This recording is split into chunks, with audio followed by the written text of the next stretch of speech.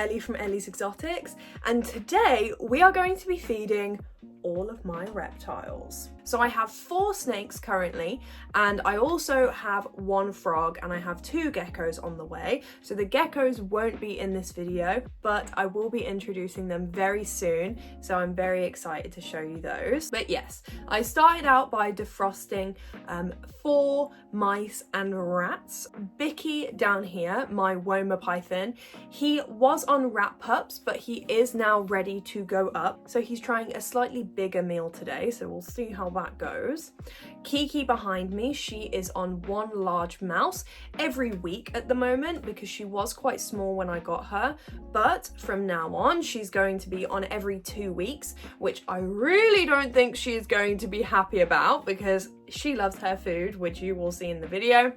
And Miso, my royal python, she is on small wiener rats at the moment. She is an adult, so I know that sounds quite small. She's a very special case. Miso has a facial deformity, which isn't noticeable to some, but when you look at only Miso all the time, and then you go and look at a normal royal, it's kind of shocking.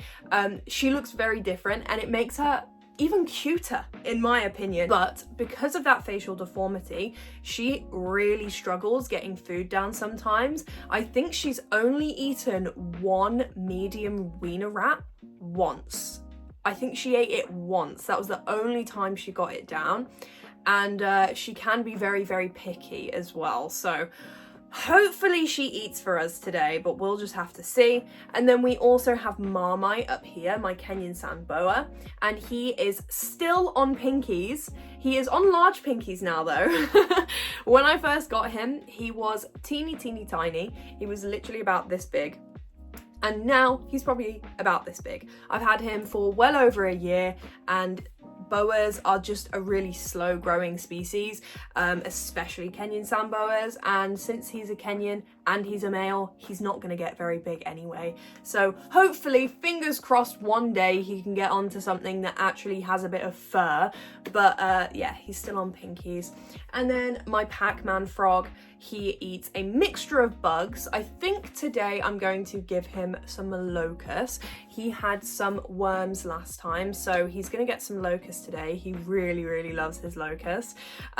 So let's get into the video. So the first animal that we're going to be feeding is Big Mac, and Big Mac eats live locusts and other types of creepy crawlies too, but today he's getting some locusts, and he's also going to have these dusted with some calcium. Please don't escape, you stay there, sir. So I am just going to pick out, come here. You can have 4 today. And then I've got my calcium without D3 in here, and I am just going to dust them like that and give them a good shake. And you can see they are now all covered in calcium. Let's feed these to Mr. Big Mac. So Big Mac is a very enthusiastic eater, which you might have seen. Now, with Pac-Man frogs, just a bit of advice here, they don't usually like tongs. Some of them don't care, Big Mac doesn't care. But when I was first trying to get him to eat, I found that he was actually scared of the tongs. That's why he wasn't eating. So what I do with him is I just drop them right onto his head. Oh, no, that's a leaf, sir.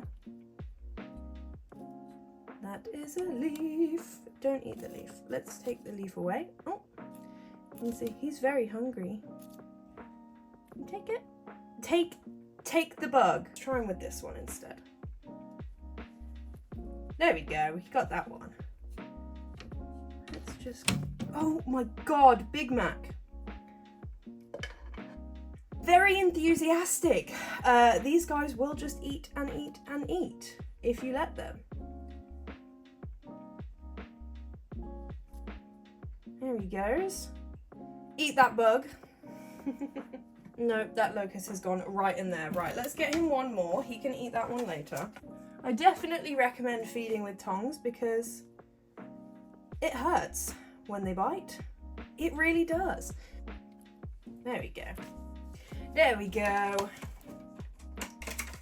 So he has had 4 bugs, and there's a couple more in there as well, which he can work for. So he got 4 of those that are dusted in calcium. Now let's give him a bit of a mist. Let's give him a mist. We love you. So now let's get on to feeding the snakes. I am not going to show too much, and ignore the kettle, that is the kettle. I'm not going to show too much of the dead mice themselves because I know YouTube doesn't really like that. But this is how I defrost them. So they have been in this bowl with warm water inside of a plastic bag for, what time is it? Probably about 3 hours now. But what I do is I leave them inside of their bag. I just tip out that water that's in the bowl. And then I have this mug here. And this is my rat mug, basically. So there's lots of different ways to defrost and thaw out your frozen feeders. But my preferred way is what I'm doing right now, which is using boiling water. So don't soak the entire rat or mouse in the boiling water. Just let that boiling water sit for a minute, and then we're gonna dip the heads in there. Now the reason why we're only dipping the head is because that's all the snake cares about. That's what they're looking for. They're looking for the heat from the head mainly. You don't have to warm up the entire portion of the body. So some people like to use a hairdryer, but I actually don't have a hairdryer that gets hot enough. My hairdryer is one of those that's like supposed to save your hair from the heat. So that doesn't work with my feeders. So I use boiling water instead. So let's take these guys upstairs and feed some snakes. So just like I did with the Pac-Man's Frog's locust, I'm going to do the same thing with these feeders, and I'm going to dust them, but I'm not using calcium without D3. I'm actually using Shed Support by Arcadia. Is I take my tongs and I just grab a pinch of the powder like this. I put it into the bag, and I do that 3 times just so that there's enough in there. And now I'm just going to shake this up. I'm not going to show the shaking because it is obviously a little bit gruesome. We can get on to feeding Marmite first, my Kenyan sand boa. Okay, I've got his feeder here. I am just going to dip the head in some boiling water. And then with Marmite, we will most likely have to come back to him because he likes to know that the food is above the surface. So I just let him smell it. I'm going to pop him there. He's usually in that hide at the very back. Can you see that hole there? So that's his underground hide. He's usually under there. So he will come out in a few minutes. I can see a tiny Marmite approaching.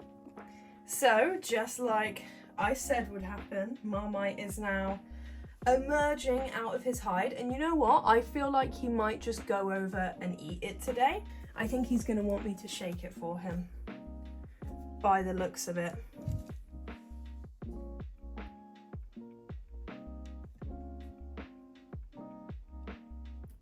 There we go.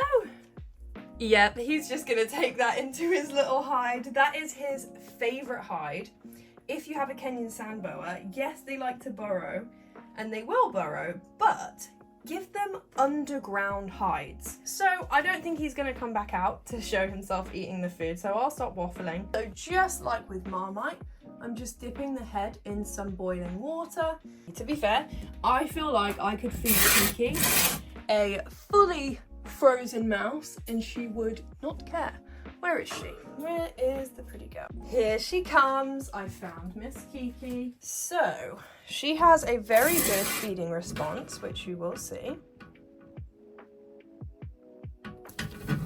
There we go. Crush her fern as usual and eat her dinner. If she comes out to eat it, then I'll get some good clips of it, but it looks like she wants to be nice and shy today, but she's got a great feeding response. Let's feed Bicky next. I can see a hungry Bicky right there. There's his tiny little head. Like any Woma, has a great feeding response. Bicky has been with me for 10 months now, I believe, or maybe 9 months, and he has never missed a meal. He has eaten every single week.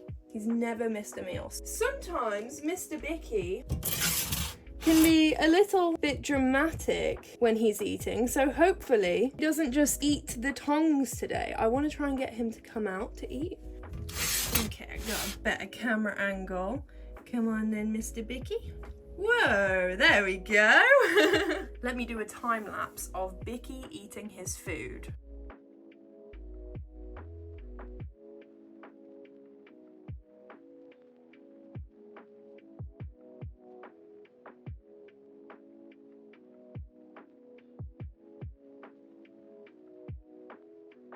He has finished his food. He's a very happy boy. And now he wants another. He always does. But I honestly feel like he could have eaten even bigger of a meal. Definitely could if he wanted to, but you know what? He's fine with that for now. He's gonna do some little yawns. But yeah, this is his enclosure. I think it's really pretty. It looks really good. I'm very happy with this, and his background is pretty cool. He loves to climb on his background. And then here we also have Miss Kiki looking for some more food. Honestly, I feel like she could eat and eat and eat if you let her. She is a corn snake, if I haven't already mentioned that. And here is her enclosure. Her plants are not doing too hot just because she destroys all of them. My Royal doesn't. My Royal is brilliant with her plants. Yeah, so she's also in a fully bioactive enclosure and she has been absolutely loving it. This is also a 4x2x2, which is the minimum size enclosure for a corn snake. And she has finally reached 4 foot. So when I move into the new house, she will probably be getting a 5x2x2 because she definitely deserves it. She is a rescue. She's had a pretty hard life. So yeah, she's loving it, aren't you, Kiki? She loves her new enclosure. Now that we've got Mr. Bicky wanting more and Miss Kiki wanting another, let's feed Miso. Okay guys, so I've just been wiggling that rat for ages and it doesn't seem like Miso is going to take her food. She is very fussy with just about anything when it comes to her food, and she's just not having it today. So what I'm gonna do is I'm gonna leave that there for her. She can go and eat it if she wants it later, but I'm also going to try and offer it again once all of the lights are out, because it might be that she's just feeling a little bit shy at the moment. But a little bit about Miso. Miso is a rescue. Like I said, she's got a facial deformity, which means that she can't eat her food properly. It also means that her heat pits are a lot smaller than the average Royal, so she can't sense her food as well as a normal Royal could. And for a long time, we actually thought that she couldn't fully stick out her tongue. She would do these like silly little half flicks, and only half of her tongue would actually come out. But since she's been getting better, we've learned that she can actually tongue flick. It's that her mouth, because of her facial deformity, fills up with saliva so much it can't properly make its way out. So sometimes she gets like dirt stuck around her face and she is a little bit slobbery. But she's been on multiple rounds of antibiotics for RIs, and yes, she did have RIs when she came to me, but that's not her main issue. Her main issue is that pocket in the roof of her mouth which gathers saliva, which means it's hard for her to eat her food and get it down, and it also means that it's hard for her to breathe when she's eating her food. So yeah, she's been a difficult case, and you know what, she will get there eventually. Hopefully one day she'll be fully recovered, but right now it's winter. She was a breeder, she's just gone off her food, so let's see. She might eat next week, or she might even eat this tonight, but let's come back to Miso. Okay, and that is everything for today, guys. I hope you enjoyed this video. I hope that Miso did end up eating. If not, I'll insert a clip of her eating previously here just so you can see, and that's everything. Make sure you like and you subscribe, and I will see you all later. Bye-bye.